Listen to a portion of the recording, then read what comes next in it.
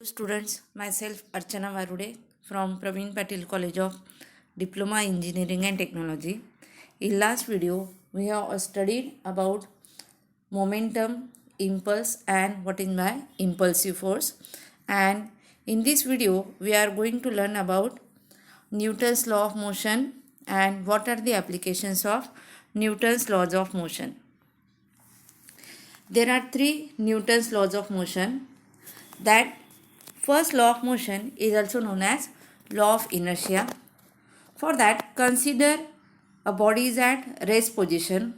Then that body has tendency to remain at a rest position. And if the body is in motion, then its tendency is to remain in motion. And that property of body is called as inertia. And therefore, from that we write this statement for Newton's first law of motion is that every body continues in its state of rest or of uniform motion in a straight line unless it is acted upon by some external agency. That means from this statement we clear that body is at rest position unless it is acted by some external force. If the force is absent, then that body has tendency to remain in its rest position.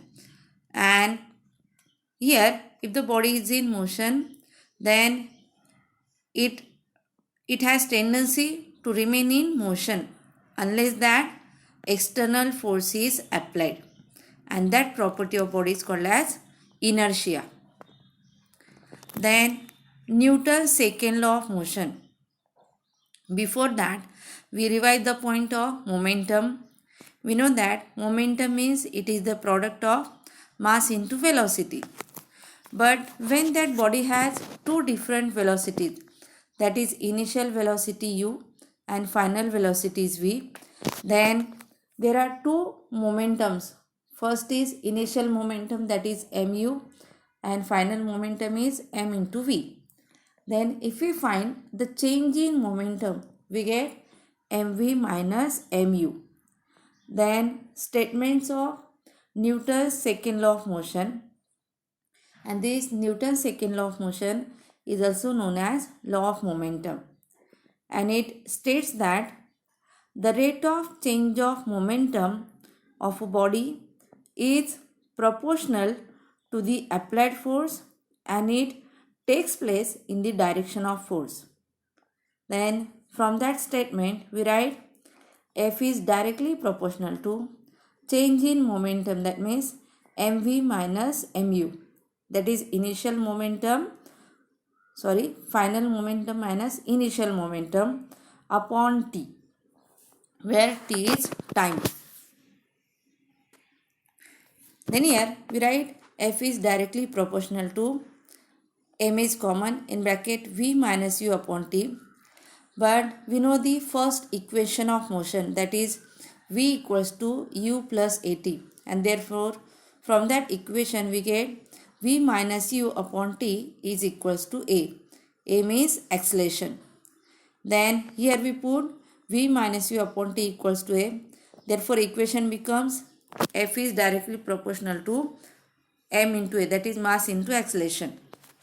And here in next step we take the equal sign, and here that constant is considered as a 1, and therefore equation becomes F equals to m into a, and where here F means force, mv means final momentum, mu means initial momentum, t means time, m means mass, u means initial velocity, and v means final velocity.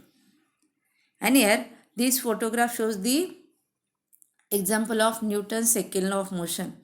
Here the force is applied on this mass, but here speed increases because mass is less. And here in second photograph, here more mass is applied. Then here there is a speed increases, but it is very slowly. And here in this first photograph, speed increases because mass is less. And here if the same force is applied to an object with greater mass, the object accelerates at a slower rate because mass adds inertia. And we know the first law, that is called as Newton's first law of motion, that is law of inertia. And here more mass, that means more inertia, and therefore speed increases slower. Then before see the statement of Newton's third law of motion, observe this photograph. Here that boy's feet exert force on the board, but at the same time that board also exerts force on the feet of that boy. And here that means there is an action and reaction. And this Newton's third law of motion is known as law of action reaction. Again we consider the second example. When a swimmer pushes the water backward, that is called as action, then at the same timing water pushes him forward with equal force, that is called as reaction. And therefore from that we write this statement for Newton's third law of motion is that for every action there is equal and opposite reaction. And therefore this Newton's third law of motion is also known as law of action reaction.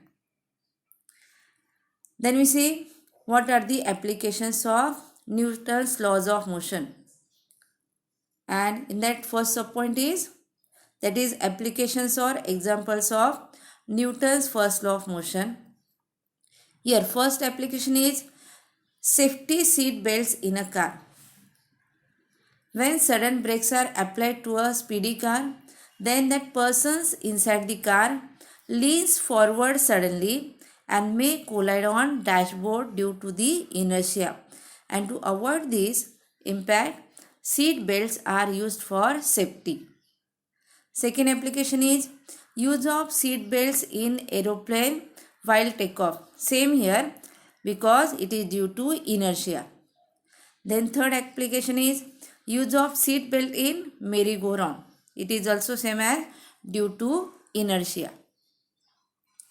Then fourth is dust it off.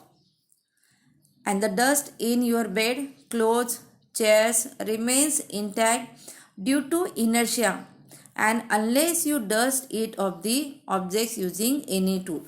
And this is also the property of inertia. Next is removing fruits and flowers from a tree. If you shake a tree, then the stationary fruits and flowers will break away and fall down.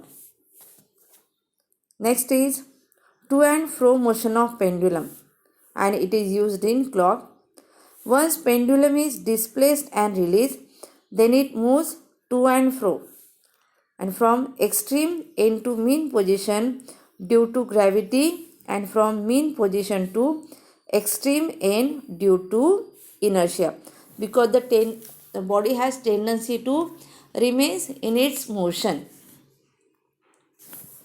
Next is to tighten the head of the hammer onto the wooden handle, you have to bang the bottom of the handle on the hard surface.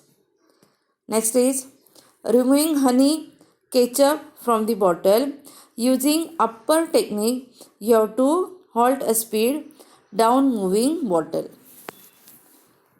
Then next is while riding a skateboard, you fly forward of the board when hitting a rock.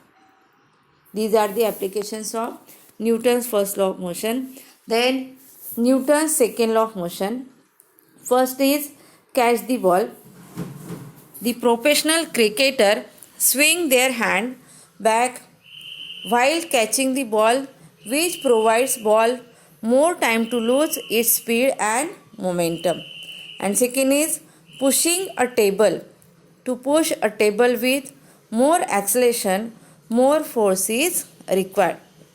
Third is pushing a scooter needs less force than pushing a car. And here third is applications of Newton's third law of motion. Here first is swimmer moves forward by pushing water backside. Second is helicopters create lift by pushing air down. And third is birds fly in air by exerting force on air. These are the applications of Newton's first, second and third law. Thank you.